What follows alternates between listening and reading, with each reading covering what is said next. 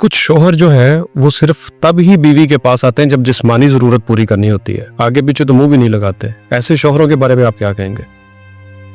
बड़ा दुख है, अफसोस है उन पर। और मैं तो अल्लाह से ये दुआ करता हूँ कि एक छत के नीचे, एक कमरे में, ये जो दो रूहें हैं, जो दो लोग हैं, मियाँ बीवी, इनके दरमियान प्यार और मोहब्बत कायम रखना हमेशा। ये जिस रिश्ते की आप बात कर रहे हैं ना, ये टूटा हुआ है कि ब्रोकन है, टूटा हुआ है।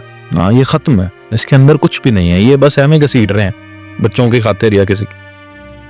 इस रिश्ते में कुछ भी नहीं है। और वो अगर सिर्फ अपनी जरूरत की खातिर उसके पास जाता है तो उसे आगे से भी लाश ही मिलती है। बिल्कुल सही, जज्बात से खाली। हाँ, उसे कहाँ बीवी मिलती है, उसे भी बीवी नहीं मिलती। और ये जो अना है ना इंसान की, जो मैं है, ये लेकर आती है रिश्तों को यहां तक। अना वो कैसे? अना लेकर आती है। अनाएं टकराती रहती हैं और टकराती हैं इस कदर शिद्दत से कि कोई हार मानने को तैयार नहीं होता। फिर आखिरकार एक दूसरे को मुंह लगाना छोड़ दिया जाता, बच्चों की खातिर बस एक छत के नीचे रहते हैं। ऐसे लोग बज़ाहिर तो मियाँ बीवी होते हैं, लेकिन इनका मियाँ बीवी वाला कोई ताल्लुक नहीं होता, ना ये मानते हैं एक दूसरे को। एक और बात बताऊं आपको जी, ऐसे मर्द जो बीवियों को बिल्कुल भी नहीं बुलाते और वो आप वाली बात है कि इस वजह से उनके पास आते हैं, तो उनको इस वजह की भी जरूरत नहीं रहती। फॉर्मेलिटीज ही पूरी करते। वो भी शायद उनकी जरूरत कहीं और से भी पूरी हो रही होती है। हाँ, वो इन्वॉल्व हो चुके होते हैं, क्योंकि मर्द जो है ना, जब तक वो मर्द है तब तक वो कहीं ना कहीं तो ताल्लुक में रहेगा। लेकिन कई लोग ऐसे होते हैं जो किसी दूसरे की तरफ आंख उठा के भी नहीं देखते, तो उनकी बीवी भी तो ऐसी होती है ना। सही, हमारी बात सुने ना, ये कोई एक हाथ की ताली नहीं है बेटा। बिल्कुल सही।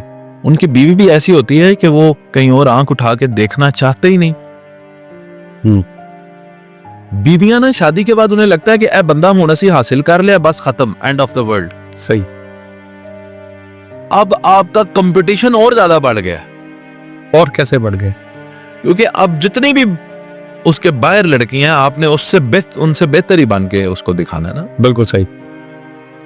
और ये एवर लास्टिंग एक जो रिलेशन है उसको बनने तक टाइम लगता है। तब तक आप एक मिजाज मेंटेन तो करते हैं ना साथ को। लेकिन हमारे में जो बीवियां हैं वो बिल्कुल ही अपना आप छोड़ देती हैं, बिल्कुल ही बस ठीक है, मान तो शादी हो गई है। नहीं, ऐसा नहीं होता।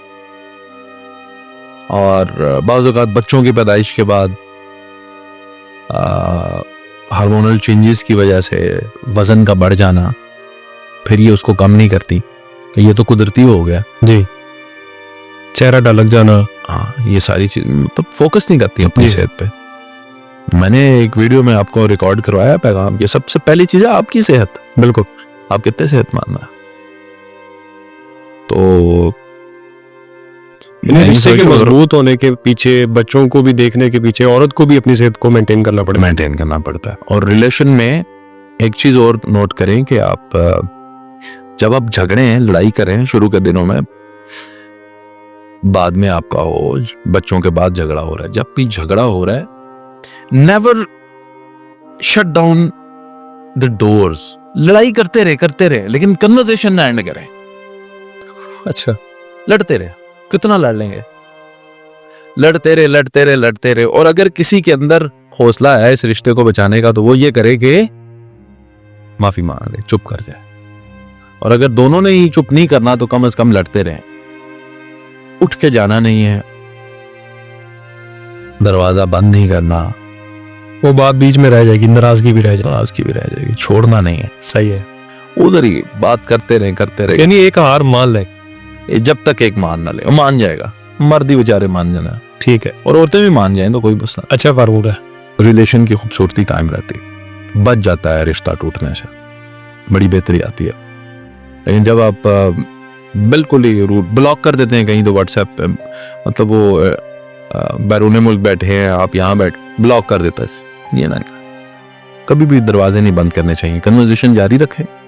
एंड ऑफ द डे थक हार के आपने एक दूसरे के पास ही आना। और एक नियत जो मैंने कर रखी है, मैं चाहता हूं आप भी सुने, बाकी लोग भी सुने हमेशा, वो ये है कि हर रिश्ता जो है मियाँ बीवी का, उसमें झगड़े होते हैं, लड़ाई होती है, बड़ी एक्सट्रीम के।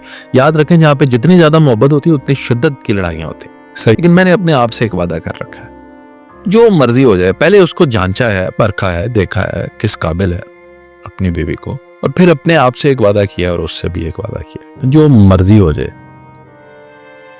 वो बल्कि एक टप्पा माई है कि उससे मिसाल देता हूं कि गोले विच दही माइया, कोले विच दही मैया। सारा जग छड्ड दे सां तेनों छड्डना नहीं माइया।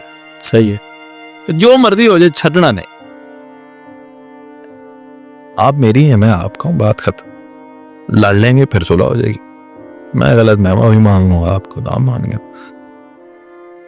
बस ये वादा जरूर करना है अपने आप से, जहां पे ये वादे नहीं ना होते फिर। और एक दूसरे को इस बात की धमकी ना दिया करें कि मैं छोड़ दूंगा या छोड़ दूंगी, क्योंकि जब ये बातें मुंह से निकल जाती हैं फिर होके रहती हैं, फिर होके रहती है। ना निकाल। जब भी लड़ाई हो, जितनी मर्जी सीरियस हो जाए, उसमें गुस्से में भी इस चीज का इकरार करें, क्या छोड़ नहीं मत सकता आपको, क्या छोड़ नहीं मैं आपको सकता। औरत गुस्से में बोले तो वो दिल से नहीं बोलती, लेकिन मर्द बोल जाता है। नहीं, बोलना ही नहीं चाहिए, दिल विल की बात ही नहीं है। वो मर्द जब कहेगा कि मैं तुम्हें छोड़ दूंगा, तो कभी तो औरत तंग आके कहेगी और वो गुस्से में जो भी कही हुई बात होती है ना, असल में उसका ऑपोजिट। मतलब मैं गुस्से में हूं, मैं आपको कहता हूं मुझे तुम्हारी शक्ल ही नहीं पसंद, नरोज खान कि गुस्से में कह रहा हूं, इसका ऑपोजिट लें, मुझे आपकी शक्ल बहुत अच्छी लगती है, या मैं तुम्हें छोड़ दूंगा, इसका ऑपोजिट लें, कभी नहीं छोड़ो। सिर्फ अगले को ज़हनी तौर पे टॉर्चर करना होता है उस मकसद। असल में तो एक दूसरे से मोहब्बत ही होती है, मोहब्बत ही कायम रहे तो बेहतर।